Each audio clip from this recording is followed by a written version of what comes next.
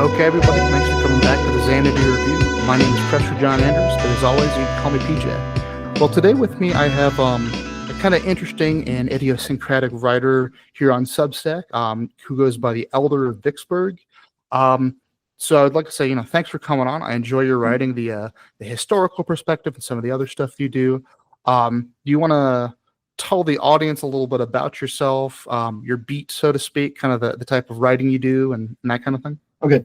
Yeah, well, thanks, John. Thanks for having me on the show. It's really appreciated. I've always really admired your writing. It shows a real kind of warmth, real kind of heart, which I think is missing from a lot of my own writing, which is very pissed off a lot of the time.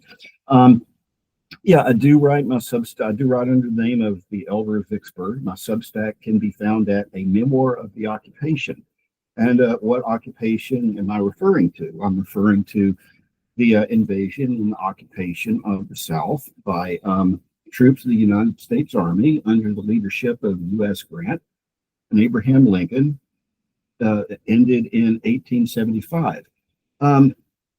I guess you would say that is my beat. I've been around for something for a while, and just over this period of time, especially in the last 30 years, I kind of gradually noted what they were telling people about the war, about the Civil War, began to change in a rather sort of drastically different direction from it was this horrible event that unified America into one strong nation, to something where us, the Southern people, the losing side, were vilified as worse than Nazis, as the bearers of the original sin of America, and people that had to be extirpated from the face of the earth before America had ever realized its profound destiny.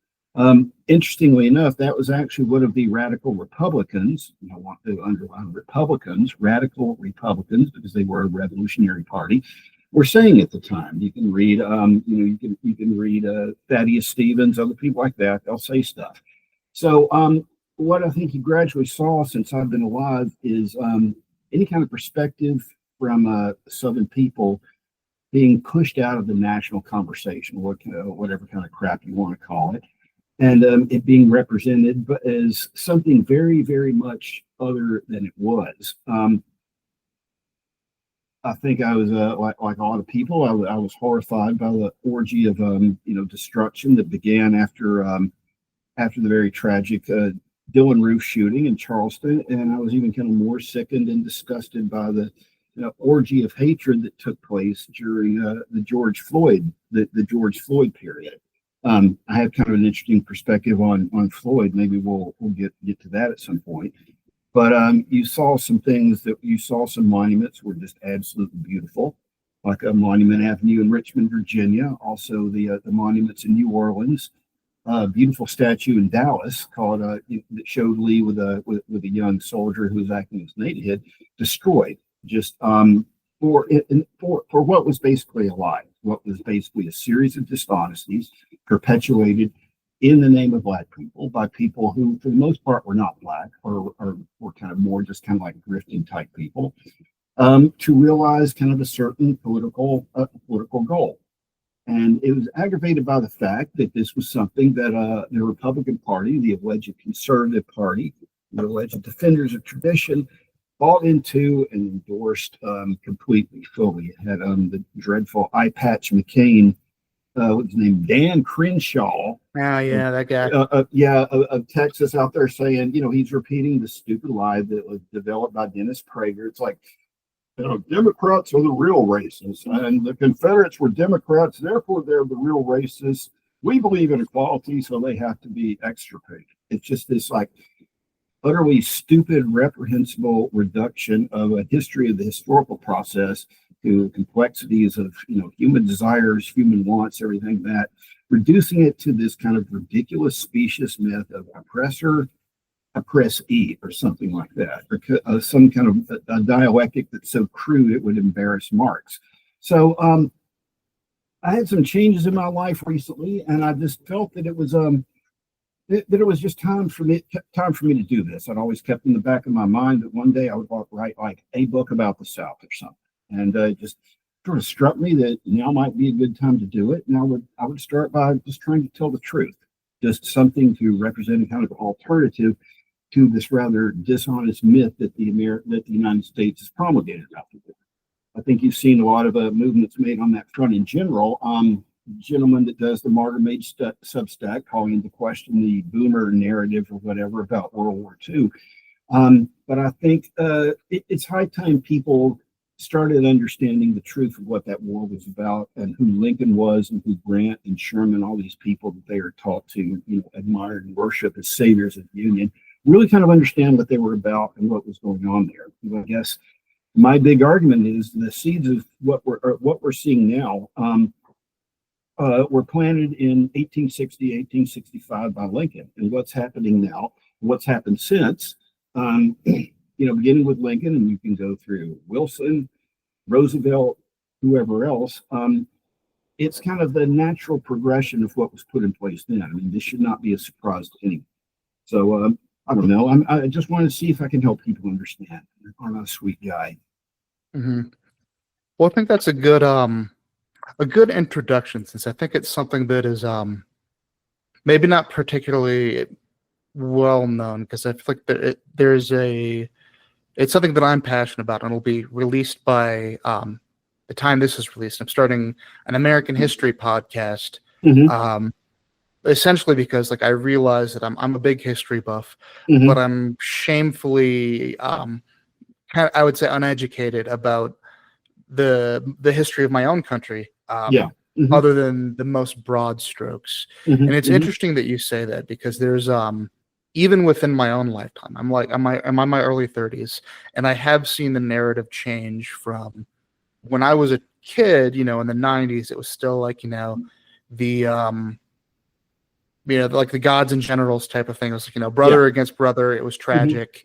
To obviously acknowledging the great sin of slavery, but understanding that there was more of a historical context of people, that maybe the average person in the South just fighting for their home, and the North not being kind of in the same way, where there was more nuance to the conflict, where it's kind of become our World War II myth, and it's something that at some point, and maybe I'll ask you about it for some sources too, because I do want to re-examine it, because it has become one of those handful of points that I feel like the average American knows about, not even putting aside understanding, to know about these things in history. And there's some things that I know, but I would be I'll let you say, just because your perspective on it, I think, sounds like something you're much more knowledgeable and educated, and it's and just more broadly speaking, Southern American identity, since just for a little bit of history for you and maybe the audience as well. I'm on my dad's side, it's old stock American. They came over here in the 1600s and were in Appalachia and the South and kind of that area, and were poor sharecroppers until fairly recently. I had one family member, I won't dox myself, but who was ended up becoming a medium big name in the country music world. He was a famous guitar player, not a huge star by any means, but other than that, kind of poor sharecroppers all throughout the South. And my mom's side of the family came over from Ireland in the early 1900s. So, and for the North industrial area. So I kind of have those two sides of American heritage in me. And I guess I don't really know all, in general that much. And that's something I'm trying to remedy, but particularly the Southern side, where really it kind of, like you mentioned, up until the last couple of years, I didn't really think that much about it, or really know that much about it. So what would you say, what's the entry point? What do you wish that people knew, more context and nuance? Because Daryl Cooper, who does the Martyr Made, or somebody like Dan Carlin, these people who really dig into the history and avoid the easy narrative of good guy, bad guy. I sometimes call it Marvelization of history. Sure. Yeah. So, what do you think about that? Oh yeah. Well, first of all, your own background is interesting. It sounds very Southern, which was populated. I think I got on it. I talked about it a bit in my most recent piece, which is on Substack. I mean, the South is basically Anglo-Celtic, or Celtic Anglo, depending on how you want to do it. You want to weight it. In England, most of them came from the West Country, like Devon, Cornwall, so bordering with Wales, and also the northern borders of England, bordered with Scotland, of course. And it was an area that was just ravaged by almost continual war from about, gosh, I don't know, about 1100 through 1603. Just they called them reavers, ruffians. What they would do is that they would, for fun and for profit, they would just kind of gather some friends together and mount their horses and ride across the border, steal sheep, kill anybody that got in the way, burn stuff, and then go back. This went on for 400 years. That was along the borders of England. A lot of those got relocated to Ulster, Northern Ireland, around the 4 counties that James had taken from the Irish beginning in 1603. And then the other part of it is, and this is something that's interesting, that's really not well known at all, and this is something I wish people kind of knew a little bit better. One of the incorrect points about people's understanding of the South is the idea that it was a monolithic Anglo culture, or English. One time I even heard somebody describe the South as kind of a haven of wasps, white Anglo-Saxon Protestants, which is somewhat ridiculous when you think about what a wasp refers to. But the Irish were here like a lot earlier and in greater numbers than I think people believe. There have been, I think 3 or 4 uprisings prior to 1603, which is when James I was crowned King of Scotland, and he began rather an aggressive program of degalicization. A lot of them were, rebelled against the crown, or were clapped in irons, or just wanted to escape, and so a lot of them ended up getting transported into Virginia. And then after their terms of indenture were done, they just disappeared into the backcountry. People ask, why there's no Catholics in the South, or there's not many Catholics in the South, so explain that.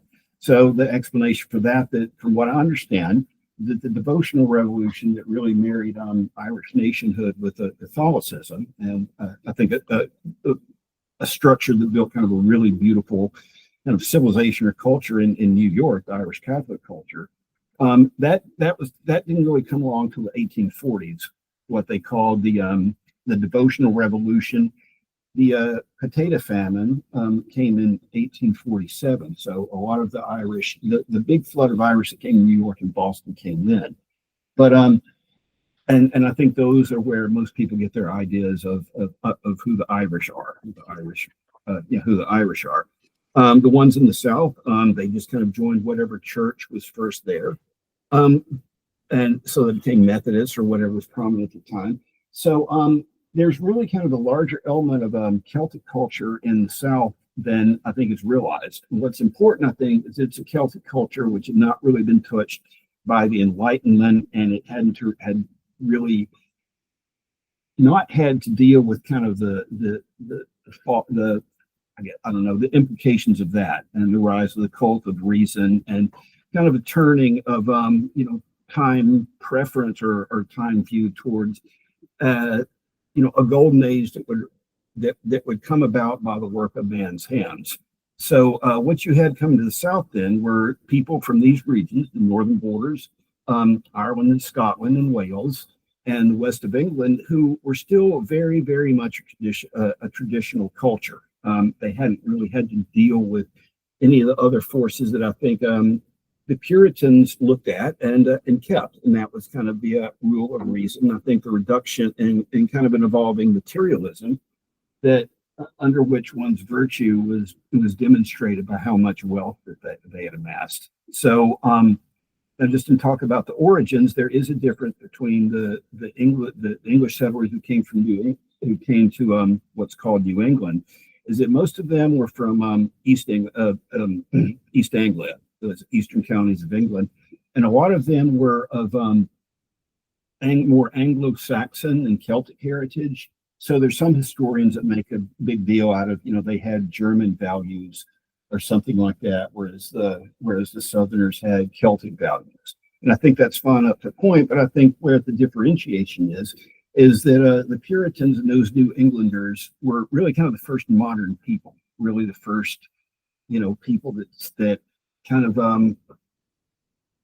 embraced modernity for its implications without really understanding it. But I think it had been manifested, but at least by the end of the 17th century, in their move away from Puritanism into business and industry. And of course, England became a powerhouse of finance and industry. And that's a very different outlook from a rural population of yeomen and very wealthy people at the top and slaves at the bottom, like we had in the South. Yeah, it kind of makes me, when you talk about that, I've purchased but have not yet read the book Albion Seed. Have you read it? Oh, yeah. Read that? Yeah, I have. Is that kind of what you're talking about? Yes, it is. Yes, and he breaks it out there, and I'd also really, highly recommend that book. It's called Albion Seed by Richard or David Fisher, one of the others. But anyways, yes, great book. Mm-hmm. Yeah, that's on my it's on my list of things to read. There's never quite enough time to read everything you want. But where was I going to go with that? It's kind of interesting that you say that as well, because I remember tracking back to something you said earlier, and maybe you could verify this as well. When I was listening to a Daryl Cooper podcast recently, where he was talking about like the history of the labor movement. He was kind of talking about that, and it sounds like, interestingly enough, more or less the stock that I came from, because I know it was like Scotch Irish. I don't know if that's similar to like Ulster Scott, what have you. Yeah, it's roughly the same thing. So yeah, I mean, we're probably related somewhere back there. So, but yeah, not a distinct chance. But yeah, so yeah, that's both like that the early indentured servitude of like the Irish and like the less desirables of England is something that is like strangely kind of overstated, because it's it becomes like a weird thing where they people will try to compare it to, or try to have some kind of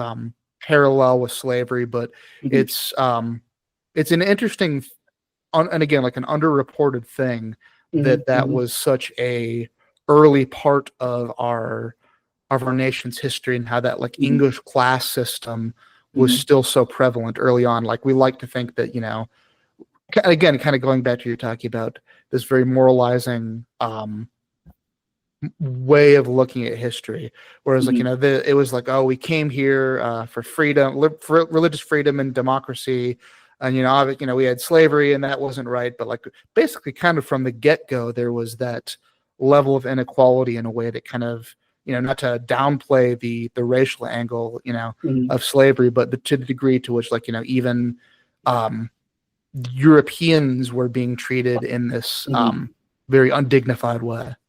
Oh yeah, absolutely. And just to hop from one point to another, is that there's a really good book written by a Nobel Prize author named, his last name's Engel, I think. I may be getting the name wrong. The book's called "A Time on the Cross," where he basically compared the life of a slave on an antebellum slave to the life of a factory worker in New York or in England, where the mills were. And it makes for very interesting reading, which will probably it may well shake you up a bit.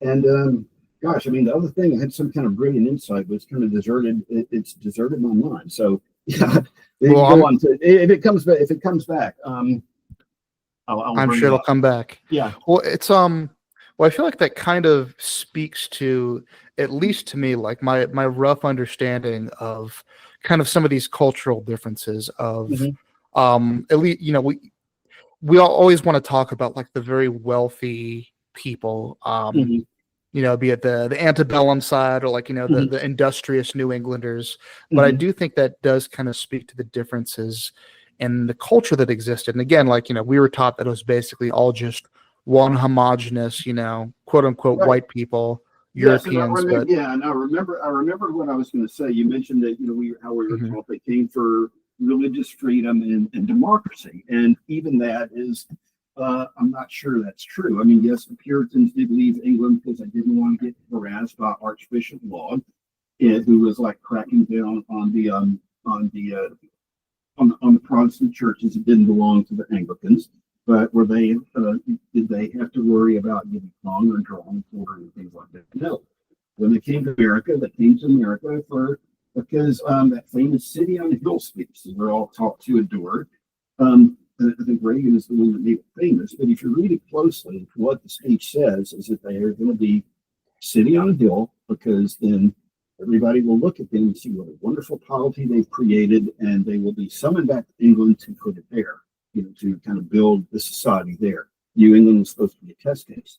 Now, did the Puritans believe in religious liberty? No, they most certainly did not. That's why fairly early on there was like a Rhode Island was invented. It became kind of the haven of the dissidents and the rebels, and those included Roger Williams, who believed that Indians should not be harassed and believed they were human, and also a lady named Anne Hutchinson, who was killed on the Parkway Bears in New York, and she was kind of interesting, kind of the early version of antinomian.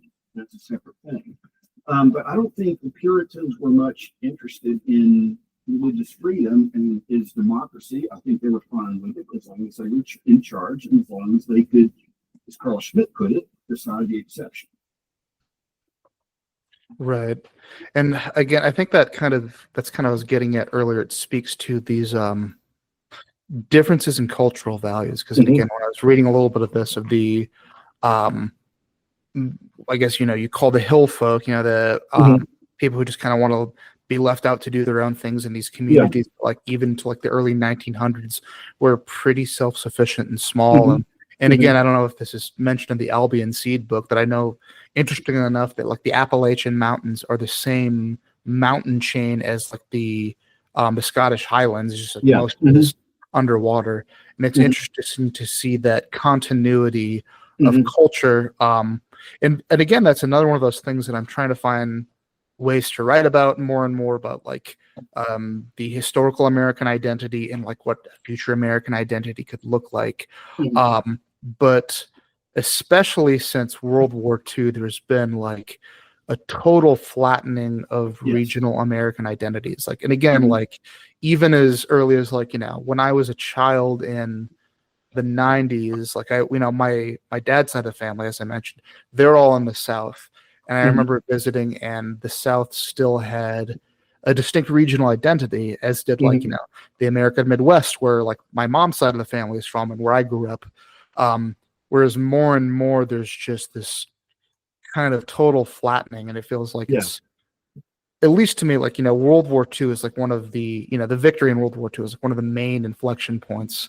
But it sounds like, do you think it was going back earlier than that, or what are your thoughts on that? No, I completely agree with that. Honestly, whenever I've thought about World War II, it's just kind of, it's a break. And, America after that, and I've felt this way all my life. I'm just not sure. I'm not really sure what it is or what it's supposed to be. It's this kind of, I don't know what it is, but yes, it has been completely flat. There's a lot of reasons for that. I mean, there's the interstate, there's the television, things like that. But I think also the American government has been really, really, really pushing it.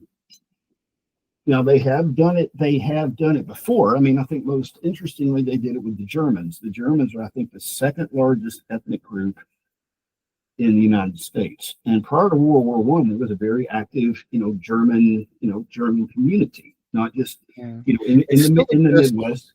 Like in pockets, especially, like I grew up, in the Midwest, and there still were some like, my Nona, she still speaks German, but it's very, it's mostly like that older generation.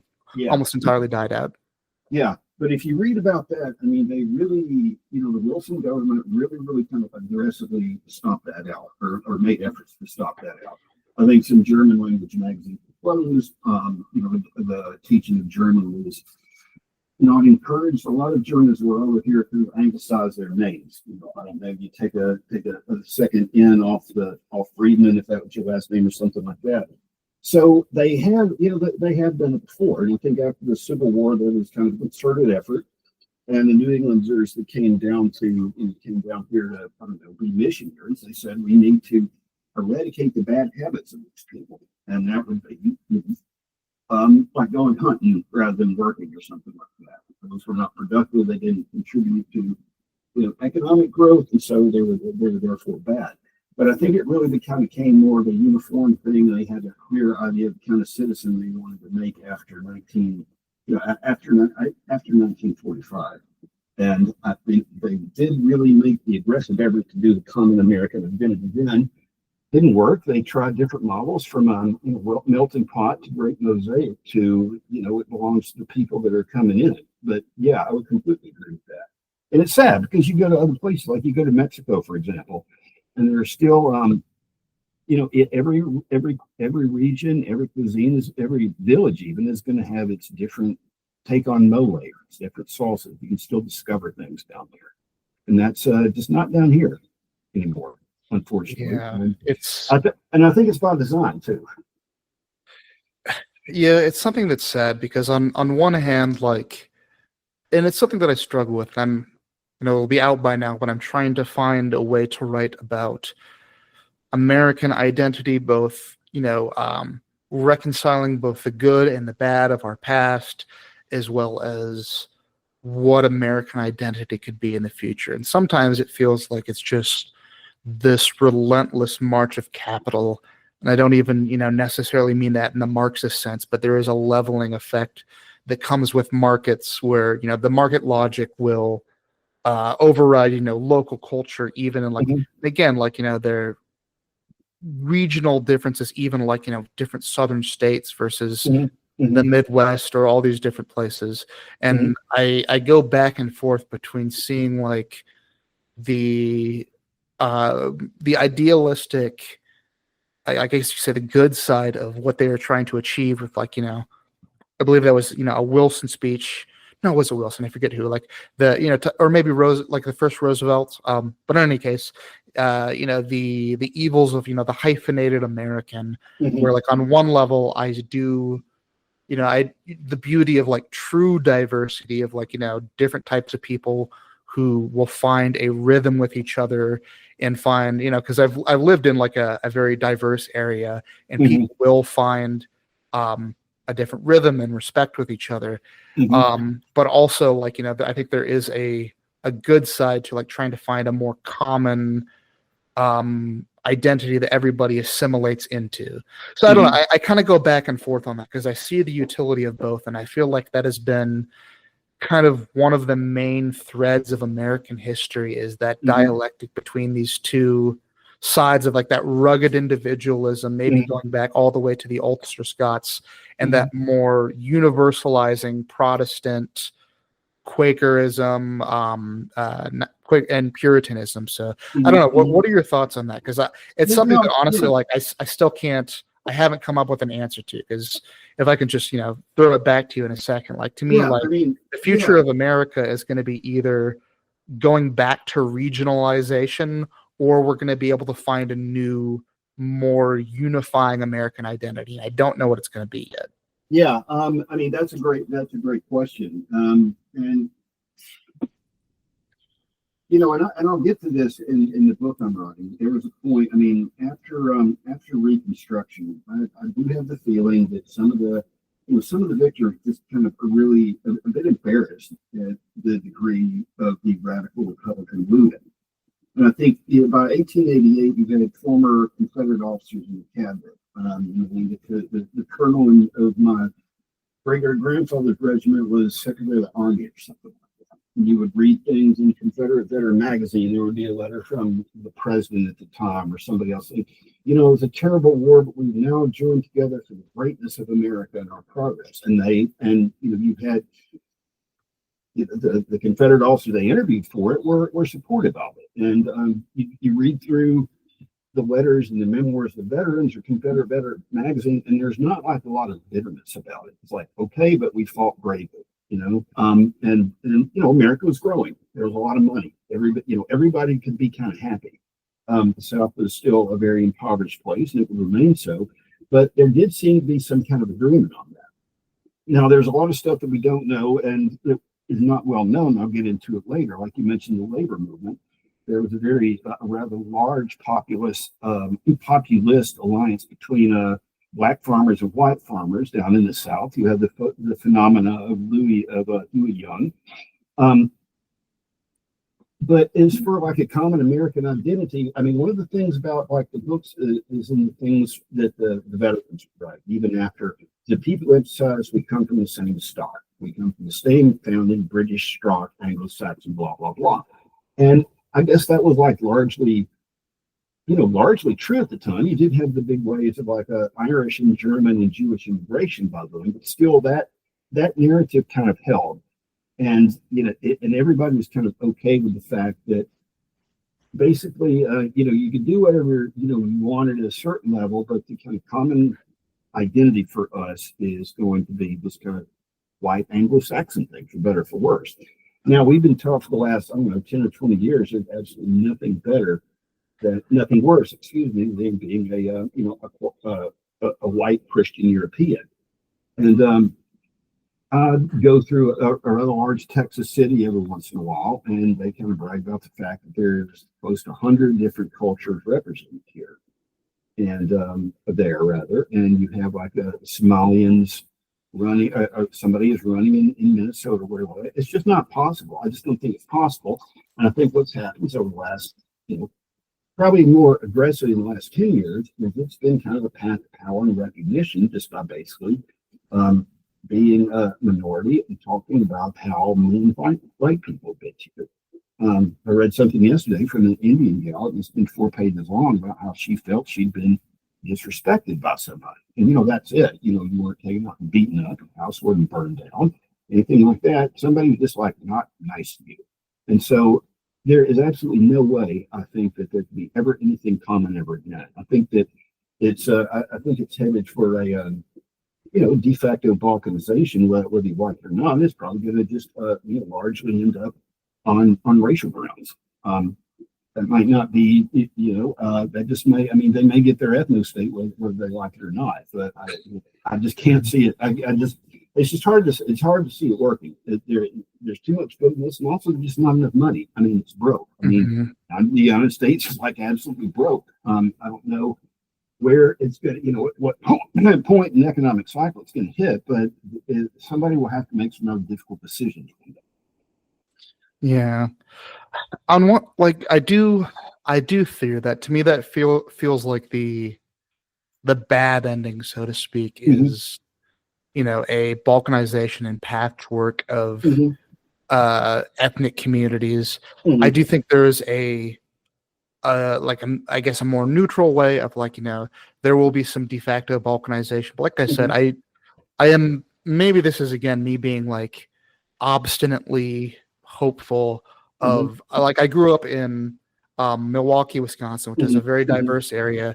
And it was nobody was holding hands and singing by any means. That having been said, I do think that different groups of people will and can, like in decent conditions, as long as you're not being purposely antagonized by outside forces, just maybe a different conversation, but people will find natural rhythms and natural borders.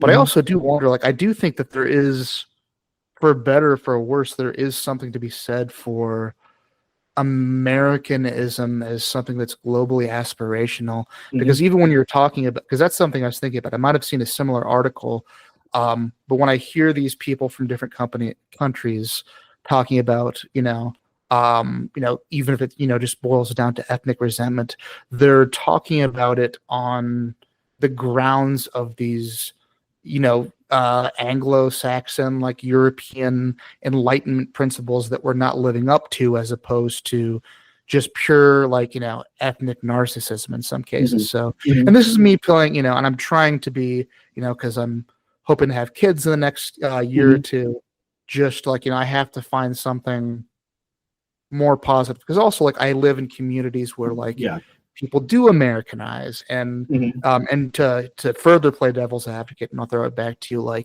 because we were talking about the differences in European cultures that we were taught are superfluous, as it was just white people came over here and colonized and had slaves until we got diversity in the 60s. But especially in as you probably know, and Meg could even say better, in the Reconstruction period in the Gilded Age area, where all these different waves of immigrants would come over, like German versus Irish versus Polish versus Jewish. These were not like all quote unquote white people. These were not superfluous differences. These were real, like, ethnic tensions that existed.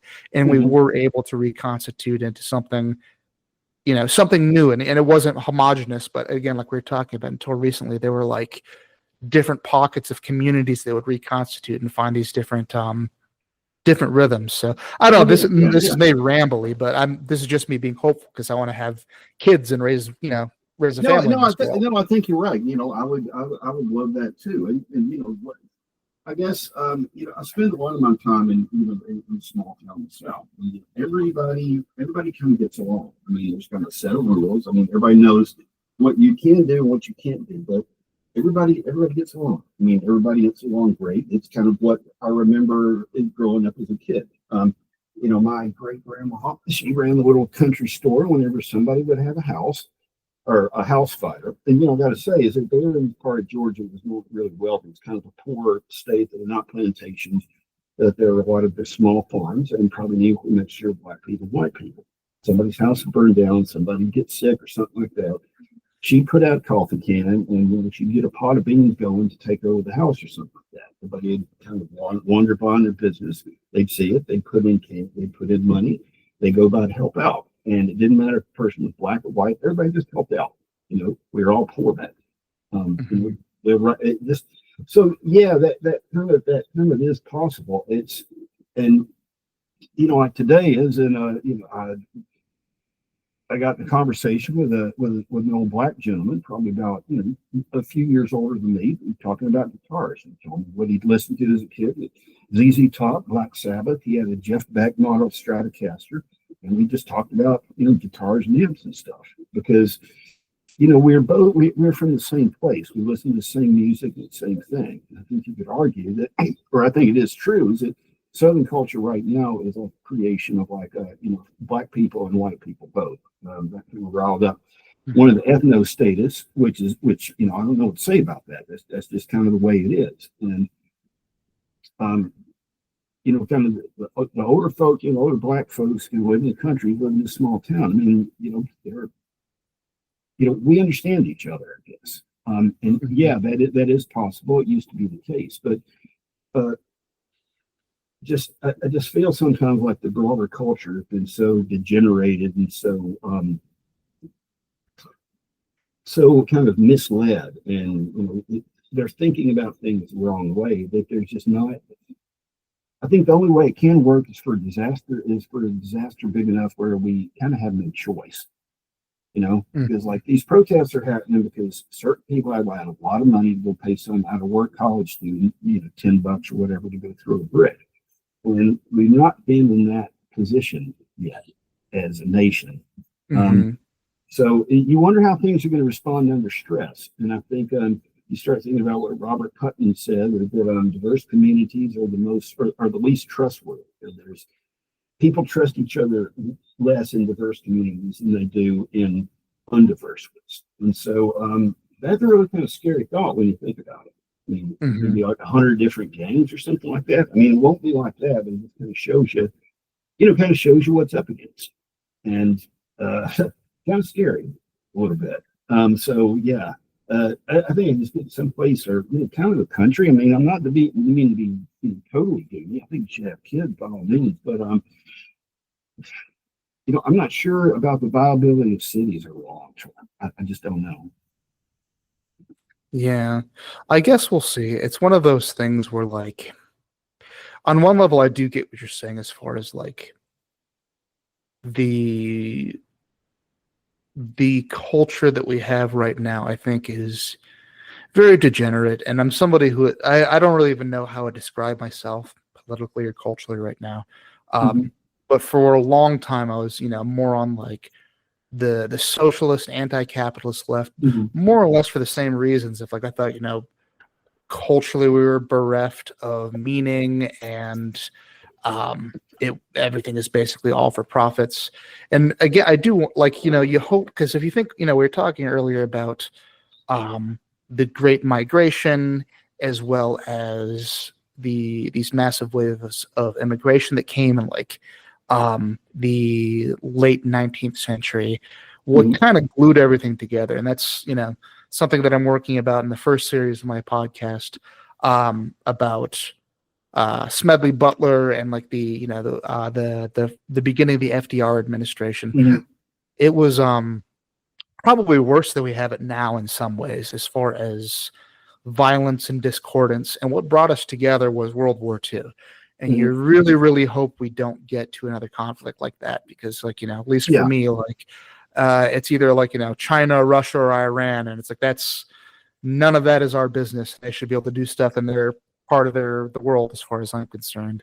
That having been said, this is maybe a little bit dark, but like, I almost kind of feel like, because we've had things, and again, I talk to people. I have friends who are more on the left, or even friends who are more on the right too, who talk about like revolutionary tendencies. Like, for the grace of God, if you actually learn about those eras, we are nowhere even close to that.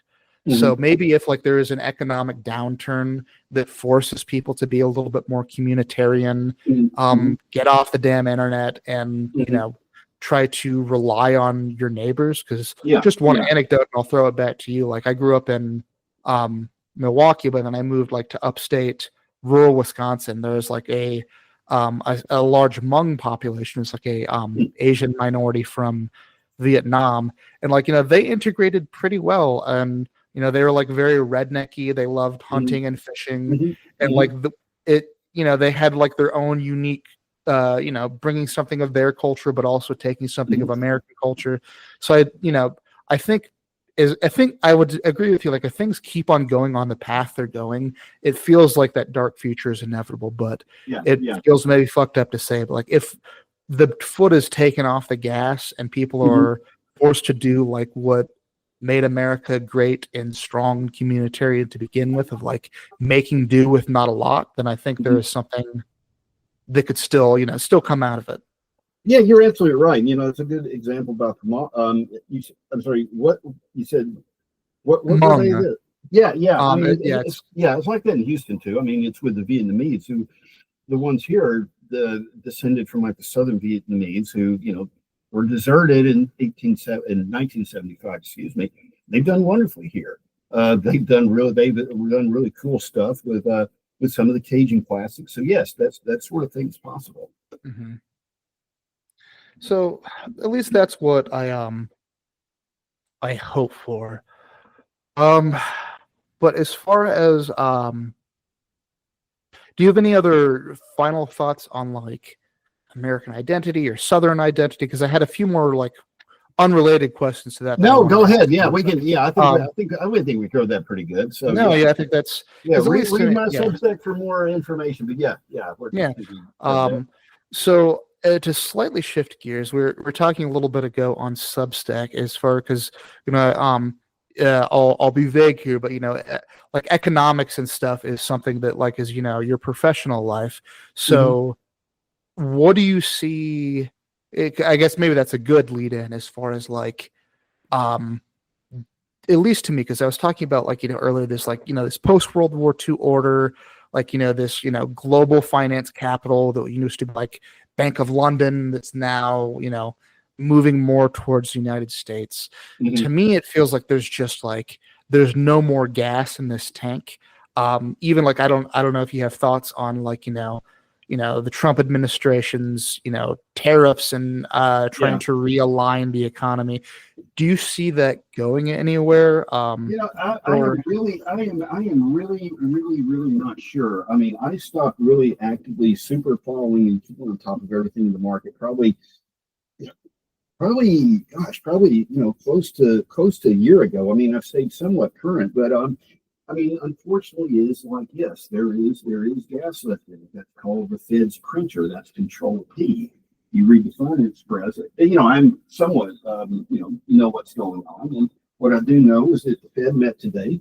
They did not change interest rates, but they made noises which I think suggested they would be cutting interest rates sometime in the future.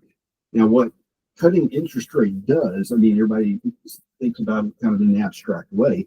What that does, it makes money cheaper to borrow. It means kind of an investment bank or bank can go to the Fed and borrow money at 5%, where you, the poor consumer, have to pay like 1,100 basis points on the top of that, or 16% for a loan.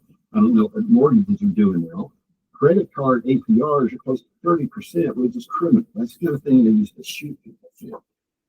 The Fed can keep printing money. The impact of that is that's going to cause inflation to go up. So your grocery bill that doubles from like last year to this year, it's going to go up again. So I think what's going to happen is, and they really don't know what to do. They really don't know what to do. I mean, I think honestly, this is someplace I'm like slightly hopeful. Americans are very clever at financial engineering. Maybe they can figure out some way to kind of redo that debt in smaller packages and extend the term of it. But $35 billion in debt, and that number is just going to keep growing and growing and growing exponentially. They're borrowing more money to cover the tax cuts and everything like that. Whatever's in the big beautiful bill. And I think what Trump is trying to do with the tariffs is do something that causes money to flow into the U.S. to adjust the balance of trade or something like that. I mean, I'm not sure. I'm not sure what he's doing. I mean, I really don't know. I don't know if it's going to help or not. I don't know if it's going to do anything. I mean, I think the problem is that there's no productive capacity in the U.S. It was all shipped overseas during the Clinton period. And I remember when it was happening. I remember sitting in a bar in New York City, Clinton walking around wearing a NAFTA hat, and thinking some of the dudes like, man, this may not be a good thing. And we all remember what happened. I mean, the reason why usury was banned by the Catholic Church back in the day is it was considered as something that was kind of basically fraudulent. You were making money from money, which they didn't see as being legitimate because nothing was being made or produced. That is what the American economy is based on. I don't think debt is all bad. I think debt has certain uses, both for corporations and for governments and for people too. But you can't just keep running it like that. I mean, what the U.S. has done is they borrow money to pay off bonds that are coming due, and then they borrow more money. It's just not a sustainable type thing. And I think I remember you asked me about artificial intelligence. I first kind of got involved in the markets in 1993. That was, I think, this S&P 500 hadn't even cracked 1,000 yet. Right ahead were the Russian default, the tide evaluation, 9/11, Greenspan keeping interest rates way too low, which caused the mortgage crisis. And I remember talking to people about that in 2006, great financial crisis and everything after. Each of those busts have been preceded by some big mania of enthusiasm for something. Mortgage-backed securities during the end of the Greenspan period, and all the major investments banks wanting to buy a mortgage broker. You had all the big excitement over the dot-coms before the dot-com. There's always some kind of mania, and a lot of that mania, and what we've seen recently, I think, is that the mania is being triggered by government picking winners and losers. Like Biden went all in on this inflation reduction thing, which contained all these big, huge subsidies for green power companies. And quite a lot of them, some more high-profile things, went bankrupt in the last couple of years. I think the last act of my professional life was looking at those things. The company said it had this way of creating jet fuel from garbage. So garbage fester. And same kind of principle, I think, is like making moonshine. You let it kind of give off a steam, which is something, or odor, rank thing, which is then converted into a gasoline. It becomes jet fuel. Well, that didn't work. We did the project to get it from cow poo. We did the project to get it from plastics or anything else. And these were all things that the government gave them billions to build. Gave them a lot of money for it to get started. And these were invested in by just the very allegedly sophisticated investors that knew what they were doing. The green thing is kind of done. So the latest kind of pump scheme is artificial intelligence, which I'm sorry, I do not see that as kind of being, the great savior of the economy that everybody's made it out to be. There's been some very good things written. I think I saw it on Substack today. But kind of the game is almost sort of up with the AI stuff. I mean, what does it actually do? I don't know of a single person that appreciates having the Microsoft Copilot prompts or the Adobe Acrobat prompts, but Mhm. they keep popping up. I mean, I think it's real good for comparing databases if you're kind of in the spy business or the surveillance game, but That seems to otherwise, be the yeah, what I forget. I forget where I was listening to. Like, they're not even trying to make an attempt to like, and here's why this is good for the average person. right, Because right. I work in the tech world, and like, and there are people who are a lot smarter than me. Like, I've seen people who are saying like, AI is, it's a pipe dream, or people are like, this is a game changer. And whether or not it is or isn't from a technological standpoint, and I think it's a game changer undeniably from a technological standpoint, Hmm. the at least from what I've seen so far, like Hmm. none of these companies are profitable. Even OpenAI, the biggest one, is not profitable. And it No way makes me they think did. of, Yeah. yeah, what I have seen in the tech world of, first it was AI, and then the crypto thing or cloud, or at least to me, like there's been kind of like you said, the unfortunate uncomfortable truth is like you can't have a nation that gets rid of its productive capacity Hmm. and still be a productive nation. Like I Hmm. kind of joke that like your drunk uncle who said like the real problem in this country is we don't make anything anymore. It's like, well, Uncle Jim has been vindicated, unfortunately, Hmm. because Hmm. I saw on the tech side of all, at least since I've been involved since the 2010s, these different companies that were essentially like harvesting data, harvesting data, Hmm. harvesting data, saying at some point we'll be able to make this profitable. Hmm. And as of yet, not so far. And even Right. like, what was it, Project Stargate, where Hmm. the Trump administration gave 500 billion to OpenAI. Like, Yeah. even still, they're not profitable. So sometimes, to me, it feels like just this and this is putting aside the discussion, because I know I have some people in my audience who are very tech literate and could probably school me on this.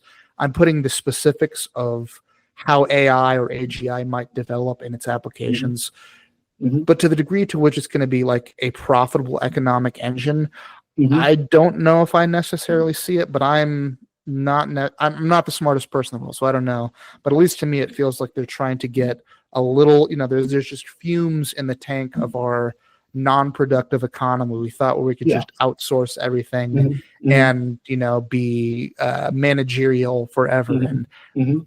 that was to me one of the, like I'm an independent, you could say. I was like, at the very least, I wasn't, particularly psyched on Trump or, Mrs. Hmm. Harris, but I was like, at Hmm. the very least, if we do start reshoring manufacturing, that's a step in the right direction. Yeah. But Yeah. that's not been the case. So Right. that's Right. kind of my take on it.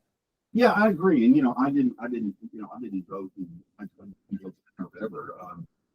Can't remember the last time I voted, to be honest. But no, I think that's right. It's not going to be a productive engine, and a lot of that 500 billion money. I mean, some of that was allocated to build 10 data centers in North Texas. I think around the Panhandle, where you go up there now, and it's like beautiful landscape. It's like an old John Ford classic Western movie. But when it's covered, it's littered with those windmills with the wind, that are supposed to generate electricity. Um, I don't think they really do that well or that frequently, but that's where they're planning for these data centers. And I drove by the side of the data center in northern Louisiana, and it must have been the size of 6 football fields. Um, and just what they're planning to put there in terms of power generating capacity and also its water usage is just going to be mind blowing. It's going to be Mhm. mind blowing the amount of money they're spending. And it's all for the purpose of running this fucking application, these things that nobody wants, that nobody asked for, and what do they actually do? It's like they got the data. Well, we can't figure out what to do with it. Let's turn it over to the spies. They'll do something.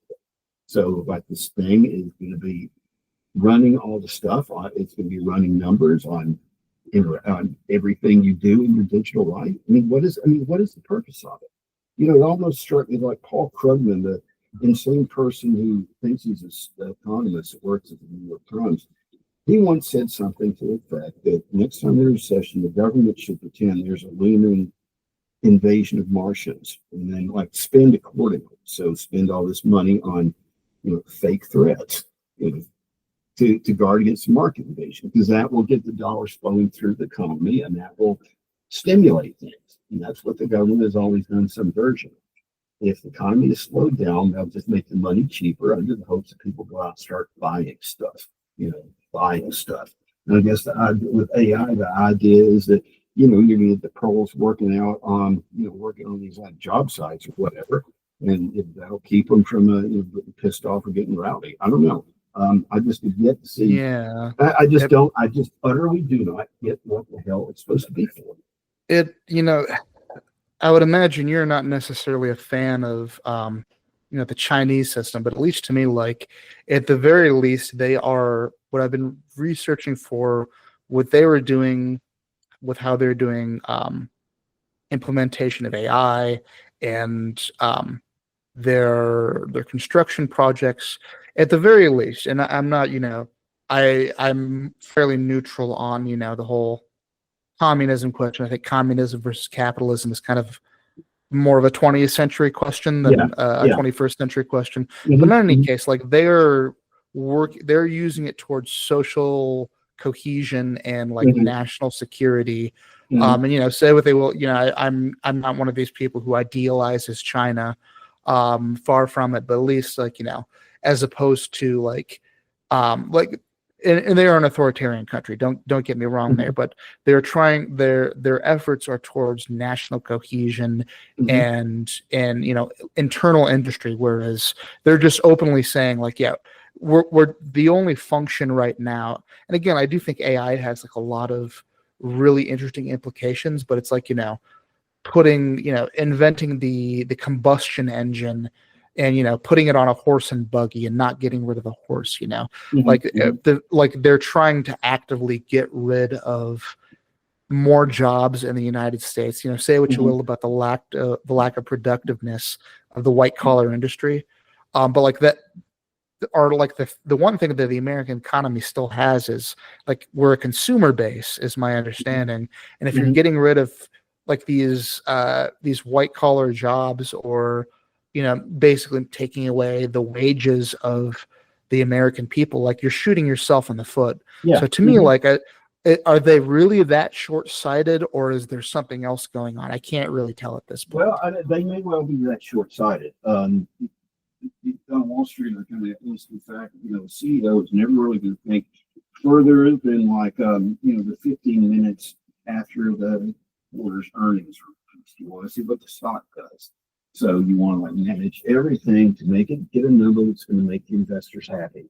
So I think that's the way they manage.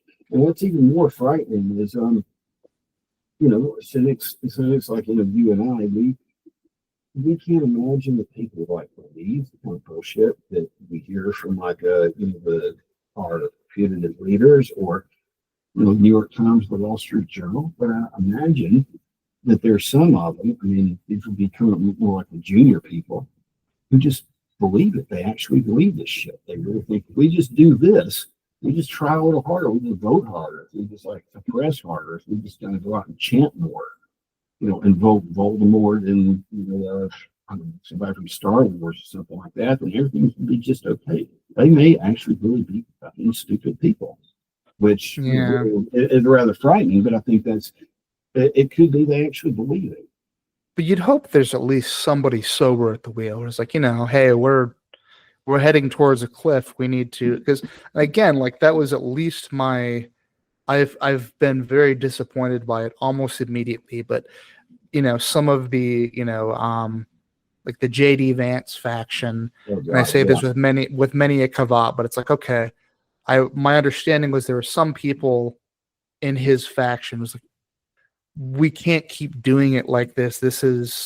We're already, eating our seed corn, so to speak. We need to have some reinvestment in stateside industry and production. But at this point, like I have, and it wasn't even hope. It was just like, maybe this is the silver lining, but that's not the case. No, that's kind of sad. I never bought the JD Vance thing, trying to make himself into like an Appalachian thing. A good friend of mine I didn't realize it's just like spot, written some real good things, just slamming. But I never understood where this kind of like this.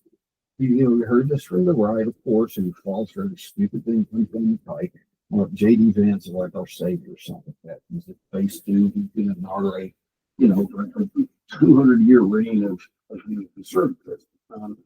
I mean, what the hell is it kind of done? I mean, he gave like a speech that upset some people in the first couple of weeks when he said the European. That's been it. That's been it. I mean, he's signed off on everything else. But I don't know. I think the seed point has been gone. I think it was like, I think that people at some point said, anyway, it's hard to look upon the financialization thing as being anything more than just a big plunder. I mean, like, seriously, big plunder. It was like what was done to Russia after the fall of communism, but over kind of a longer period of time, we were doing somewhat peacefully because you can like rob people. Experience and believe. Right lobbyists, tell your congressman who write the language you want into law. But I mean, there just ain't a lot left. I mean, there this doesn't strike me that there is a lot left compared to the enormity of the issue before us. I mean, if you did want to do some kind of crash program, like reindustrialize the United States, look at what the Soviets did, moving all the productive capacity of Moscow to the Urals, right as Hitler was coming up to the gates. It can be done, and I think there's a lot of like really smart, clever, ingenious people in New York, in not only New York, but all across America who will be able to do it. And that's probably the one thing that could maybe break. Is like a reindustrialization project.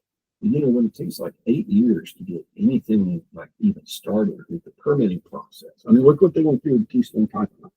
Or you basically cannot get any kind of a foreign West pipeline built outside of Texas. Yeah. So I just don't know. I mean, it would be great. I would love that. So I think working with your hands, doing that kind of stuff, something a bit closer to craft would be the best thing for everybody. Really, I do. But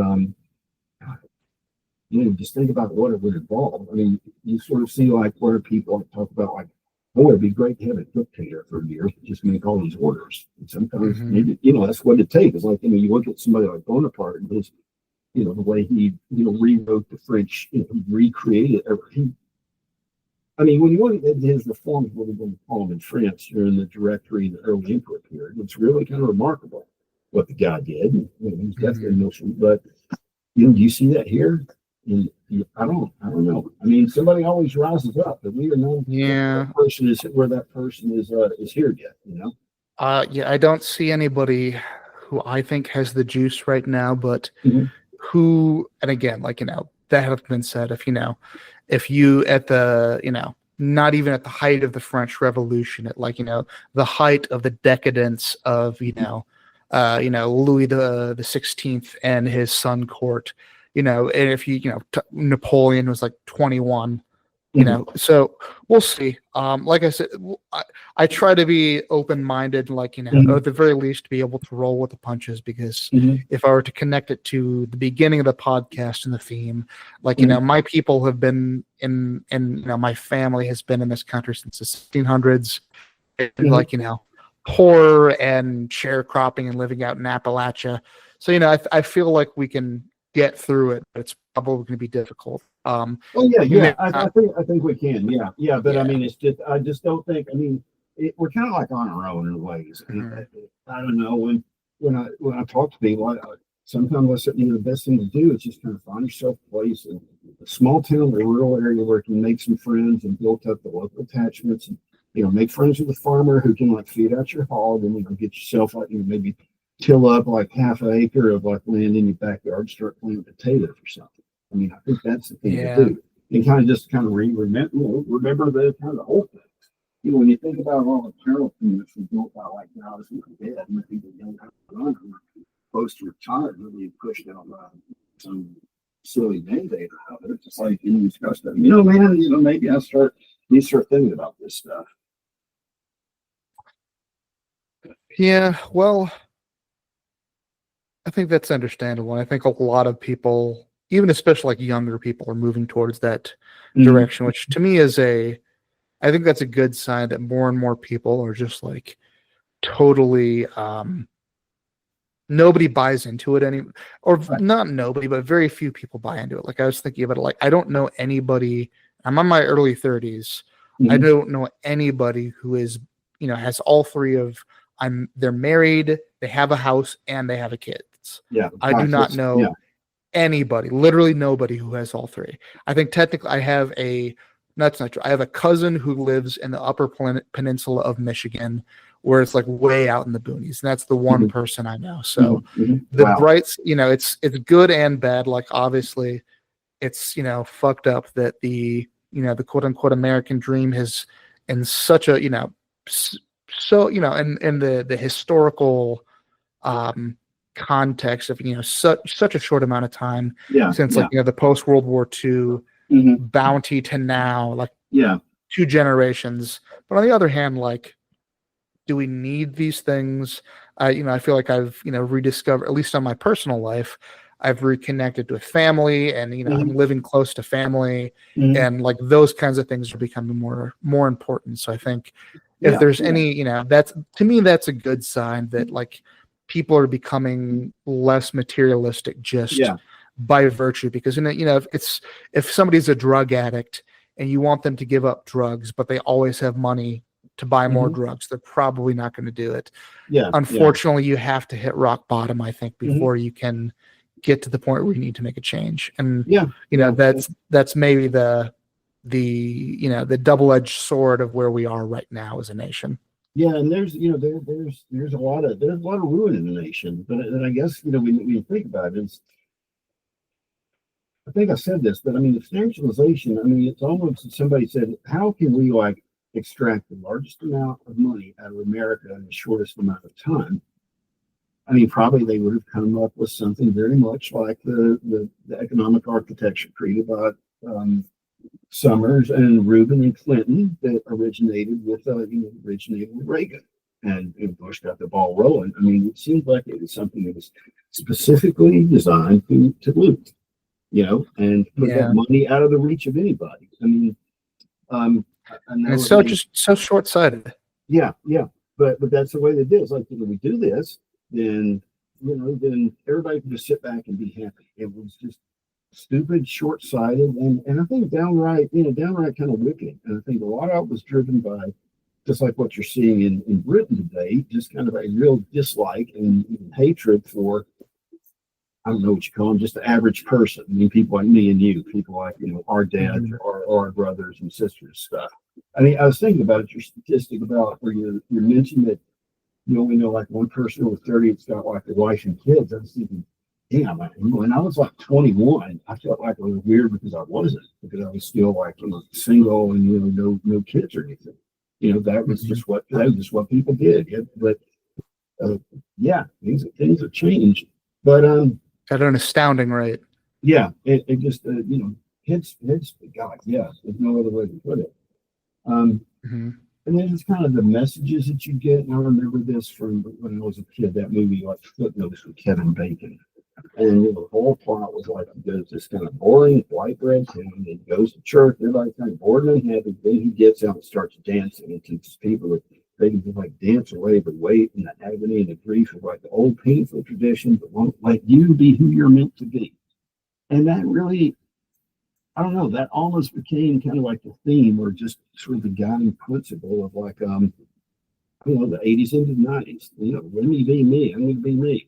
Whoever I want to be. You go to the city and, you kind of discover who you are. And I think for a lot of time, I mean, up to like the early 2000s, that was kind of like a positive thing, or Mhm. or kind of going, or like rejection of tradition, rather finding your own way. Was it presented as like a rejection and hostile destruction of traditional values or mom or dad? Okay, it was like it's part of the cycle of life, I guess. You got to grow up and discover who you are. And eventually, there's always a scene where the daughter, she maybe doing something some kind of silly job in New York. It's not what mom and dad wanted. They all get along. They accept each other. But probably leading up to the 2008 elections, definitely after Obama got elected, there became a real kind of element of hatred. I mean, we're rejecting it because it is easy, you know, because it is just ontologically wicked, and it is our duty to reject and destroy this. It's kind of the same, kind of same mentality that activated the abolitionists or any kind of fanatic. To like destroy what's old. I mean, there's more of a hatred for what is old and more of a hatred for the enemy than there is like positive, like or the Maoist for that matter, the three olds. Yeah. And I guess like it does feel like in some ways, I don't know, because I feel like conservative is a meaningless term. The ways that I become more traditionalist is like, okay, I think there are good elements to that to go out into the world. Like it's like the Joseph Campbell's hero's journey. You want to come back, if not literally to your hometown, like to reintegrate these things and not to have, this, constant battle into the future of anything that's old, because that, and again, like I'm not like because nobody trusts an overzealous convert, right? Because I still have a lot of the progressive left, whatever you want to call it, side to me, because I think a lot of that stuff is good, because I enjoy a lot of the art and the music, and I think it's good to open yourself to different things, but like you do want to integrate it back into the whole, like, because otherwise there's no end point to that, and that's kind of why I walked away from it as like progress as an ends to its own self, because there's no end point to that, and it's just kind of nihilistic. Right. It's just something. It's something that's devouring ultimately. I mean, it's like the train's going, and there's kind of not any way to stop it now. I don't know. It just doesn't mean the fate is in the stars. And whatever it's going to happen is. It's kind of going to happen. But I think to touch on what you said is like there's just a lot of stuff in America that's become completely inverted. I mean, things now mean the opposite of what they meant a generation before. And so I think a lot of it reflects that. I mean, meaning is totally gone. I mean, nothing means what it used to. And it's obvious to everyone that can be changed at like the whim of whoever's in charge. And like the true cause go out and say, look at Trump, he's really owning it, lives, or whatever like that. It's like, okay, man, give it a few years, and then come and bite you in the ass. It's the whole thing. I mean, just the whole, just the whole idea that there's like conservatism in America in the first place, or that the GOP represents conservatism, is just ludicrous. And I just like feel very, very much for all my fellow people down this way who still who still put their trust in them, or like the Democratic people or the Democratic Party types on Substacks, like, look, there's all the power flowing to the blue state, and the blue state, just Democrats got to be strategic or whatever. It's like, you dumb fuck, you're gonna fall for it again, aren't you? Do you think they care? Many such cases. Well, that's yeah. Well, I've become very cynical with it. But I think the through line is I feel like fewer and fewer people are buying into it. So that's that's a good side to me. And I feel like, and then I said, like, I think conservative and liberal are antiquated. Just as I think left and right are antiquated. These are 19th and 20th century conceptions. We're going to, what as much as, it would have been nice to just ride things out. We're going to have to figure things out and find a new paradigm. Definitely. But in any case, I think we're coming to the end of our time. I really appreciate you coming on. I just want to ask, do you want to plug your Substack one more time, do a promotion, like tell anything out there? Okay. Gosh, I'm really off of this sort of thing, folks. I'm the owner of Vicksburg, and my Substack is on what's it called? It's called A Memoir of the Occupation. But that's it. Thank you for having me on, man. I really appreciated this. Well, I appreciate it. Well, I just always have my last little ending question. Like I said, I'm temperamentally a kind of doom and gloom person, but this is kind of my question I ask people to kind of combat that. Like, what is something that makes you feel hopeful for the future? Or what's something that would make you feel hopeful for the future? Well, I mean, honestly, music, just music always does. And just kind of being with musicians, hearing music play and just that sort of stuff. I don't know. I think there is kind of like, I think, a decency in a lot of folks that I think is going to kind of manifest itself, and it's, going to keep us, keep us functioning, keep us alive through whatever's coming. So it's just that. I don't think I would ever, completely abandon hope. Okay, well, I think that is a wonderful answer as a musician myself. Well, Mr. Elder of Vicksburg, I really appreciate you coming on. This was a fun time. Okay, thank you. I appreciate it. Thanks a lot.